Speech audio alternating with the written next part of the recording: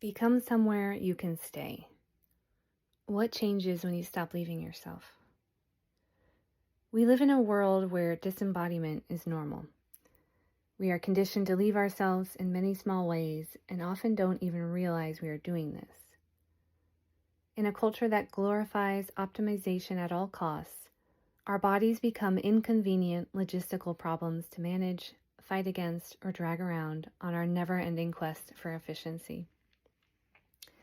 We don't notice we're thirsty until we get a headache. We refuse to stop working long enough to go pee. We say yes when our body is screaming no. We push through exhaustion. Our bodies are always sending us signals.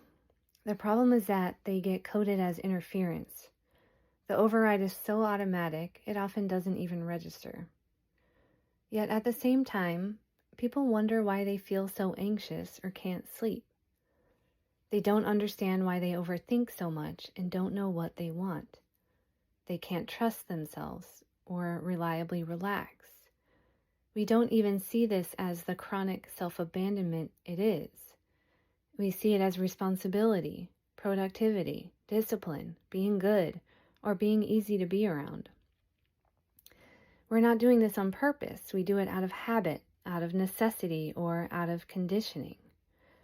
Reverend Angel Kyoto Williams has a fascinating talk called Belonging from Fear to Freedom on the Path to True Community, where she shares a lot of insight around why this happens. She differentiates between true belonging and conditional belonging, which she also refers to as membership in a club. To maintain our membership, we learn early on that things like approval, goodness, performance, and pleasing were safer than authenticity. We learn to enter every room scanning for what must be left behind until we don't even recognize ourselves anymore. We implicitly know what gets us approval, what makes us good, and what keeps us connected. And very often, maintaining our membership means losing ourselves in the process. Yet there are also spaces where we can get glimpses of a return. Even if you spend your whole life relating to yourself one way, you can still enter a room that's organized completely differently and feel something shift.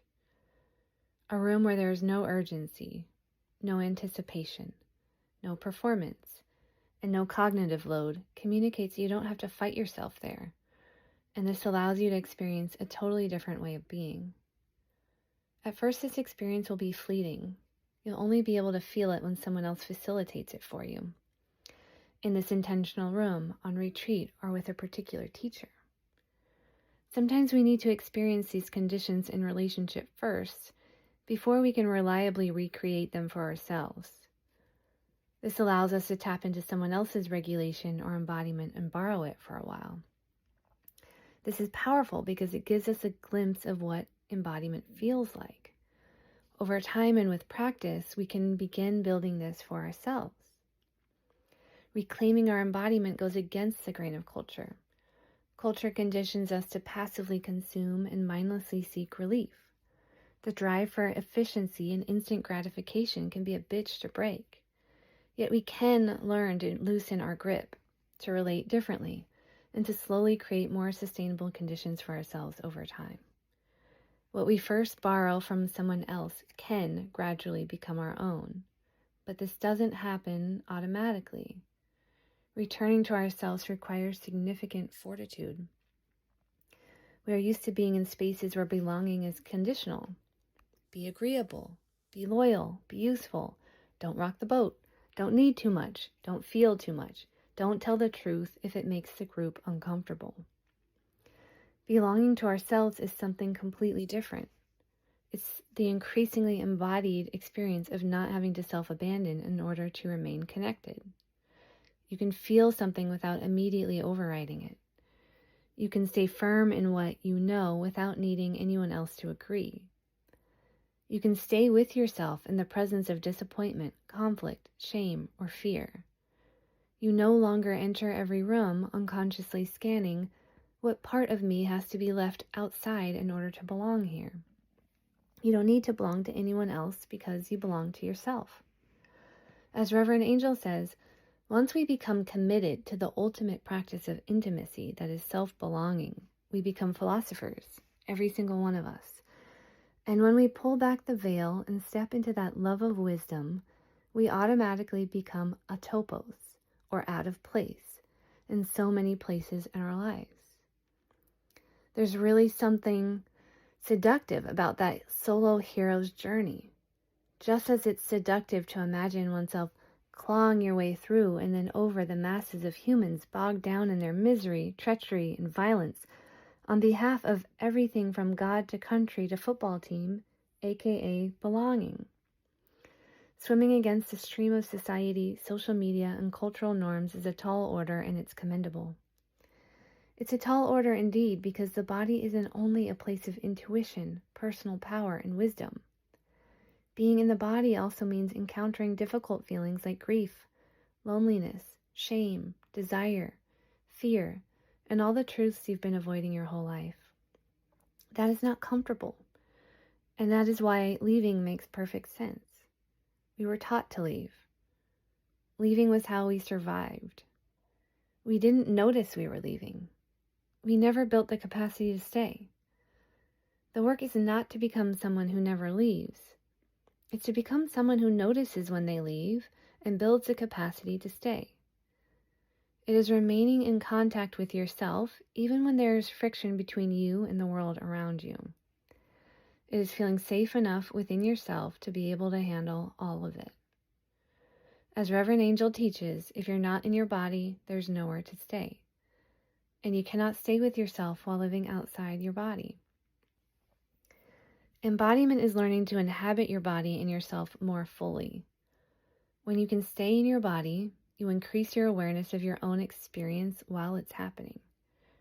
This allows you to lean into curiosity and to listen instead of being in a constant fight against yourself. Over time, your body becomes a source of wisdom rather than something your mind constantly overrides. Your body is sending signals, pings, constriction, yeses, and nos all the time. The question is whether consciousness is receiving those signals or whether habituated override is interfering. Embodiment is what closes this gap. When the gap narrows, we return to ourselves. This continual homecoming increases sensitivity, which means we can feel more and notice earlier. Our body no longer has to scream at us because we can now hear its whispers. We gain more body literacy, more emotional granularity. We have more choice, more self-trust. We understand what we're feeling in real time. We recover more quickly, and we stop asking, why did I just do that? An embodied person has more capacity to stay. They have access to more information about themselves while there is still time to choose intentionally. As Reverend Angel teaches, the purpose of a body practice is to increase one's sensitivity to your own experiences, emotions, and to learn in the process what it is that you tend to keep out, what it is that you've been taught to ignore or look over or bypass. A body practice helps us not only to learn to tolerate more discomfort, but also to be able to be more and more sensitive so that we can recognize when we're resisting our practice, when we're resisting becoming more intimate with ourselves. Here's how this translates into ordinary life. Perhaps someone asks something of you, and instead of automatically accommodating, you pause long enough to feel a contraction. You create space and feel your body saying no. Now you can respond without abandoning yourself. Maybe you are having a challenging conversation and something triggers you. You feel your body brace and your temperature rise. You are aware of the urge to defend yourself, but you notice it in time to pause before immediately reacting. Sometimes grief arrives. The impulse to distract or escape is strong, but increasingly you stay a little longer. You discover that difficult feelings can move all the way through without destroying you. More sensitivity means more life, more choice, more range, more availability. You become more available not just to the hard moments, but also to things like beauty, pleasure, joy, love, connection, awe, and satisfaction. You can step off the hamster wheel of more, faster, better, because you can appreciate what is already enough. Embodiment is not just hearing yourself. It's gradually becoming more trustworthy to yourself. The gap between who you are and what you do shrinks. You have a stronger relationship to yourself and a center of gravity that is internal. You stop checking parts of yourself at the door. You can stay in the conversation longer. You can get up and go pee. You are more available to your life. But this doesn't happen through magic, manifestation, or because you understand embodiment intellectually now. The habits of self-abandonment were built through repetition, and so is the capacity to stay. This is where practice comes in. We are practicing all the time. The question is not whether we are practicing, but whether we're conscious of what we're practicing. Every override is practice. Every refusal to pee is practice. Every performance is practice. You practice leaving before you realize you are practicing. Now you can practice staying on purpose. Every pause, every truth, every boundary, every intentional choice interrupts autopilot. Practice is repeated, conscious participation. Thousands of small interruptions, each one giving the nervous system new evidence that it's okay to stay. At first, this happened to us. Someone else created the conditions through a class or retreat, or we experienced a moment of interruption like awe, grief, or profound beauty that allowed more of life to reach us. But we cannot sit around and wait for life to shake us awake. We have to participate. We need to notice our own habits and ways of responding to life while it's happening. We need to create our own interruptions and practice them until they feel familiar. This is how our nervous system learns and our capacity grows. This is how our body begins to feel like home. This is how staying begins to feel less threatening. The feeling that once required a retreat, a teacher, or a carefully curated room becomes increasingly available to you. First, someone shows you the way back. Then you practice your own way back. And eventually, you know the way home. The borrowed return becomes your own embodied return. And this changes everything. You no longer need to leave yourself every time life gets uncomfortable. The game of whack-a-mole can stop because you can see how the entire web is connected. We tend to experience all the ways we leave ourselves as separate problems. Anxiety, porous boundaries, overthinking, low confidence, immature relationships, poor self-regulation, indecision, etc. I see them as different expressions of a common underlying issue, not feeling solidly located inside of yourself. This manifests in many familiar ways: overriding what you know, second-guessing what you feel, looking outside of yourself for permission and approval, shape-shifting to maintain your membership in the club, self-abandoning when someone else disagrees, solving everything from the neck up, and living with the anxiety and fragmentation that follow. People come into coaching saying, I want to trust myself. I want to know what I want better relationships. I want less anxiety. I want better boundaries. I want to feel like I am enough. I want to be myself. What they are reaching for without having language for it yet is that they want to belong to themselves. And they want everything that comes downstream of that.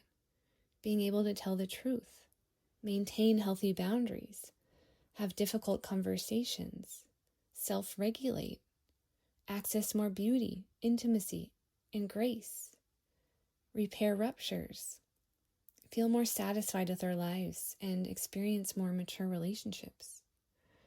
And here's the thing. Once you can stay with yourself, you also become more capable of staying with others. If you can tolerate your own insecurity and disappointment, you don't need others to fix it for you. If you can tolerate your own discomfort, you can stay more curious about how you impact others. If you can trust your own experience, you can let others trust theirs too. Self-belonging reduces what your relationships are asked to carry for you. As your self-belonging increases, your relational capacity does too. The capacities we develop do not stay inside of us. The more you can stay with yourself, the more others can stay with themselves in your presence. Your internal work becomes their external conditions. We are influencing each other's nervous systems all the time. Your capacity for discomfort determines how much truth someone can tell you. Your capacity for shame determines whether or not someone can hold you accountable. Your ability to self-regulate affects how much others need to manage your emotions. When others have to manage you less, they are safer to be more themselves around you. Your self-belonging allows others to be more free. Your embodiment has a ripple effect that extends far beyond you. This is how your entire life changes when you learn to become somewhere you can stay. You stop scanning every room to determine what parts of yourself to leave behind. You hear and honor your own knowing without needing buy-in or approval from others. You don't care about your membership card anymore. You are strong enough within yourself to be able to withstand other people's reactions. Losing someone else's approval no longer means losing yourself. You can hear the whispers before they become screams, respond to them while they are happening, and stay when things get hard. And because you no longer need to abandon yourself to belong, you can relate to others without requiring them to abandon themselves either. Most importantly, you realize that your body was never a logistical problem to whip into compliance. It was the place you were always trying to come home to. Next week, I'll share an embodiment companion practice, so stay tuned for that, and thanks for listening.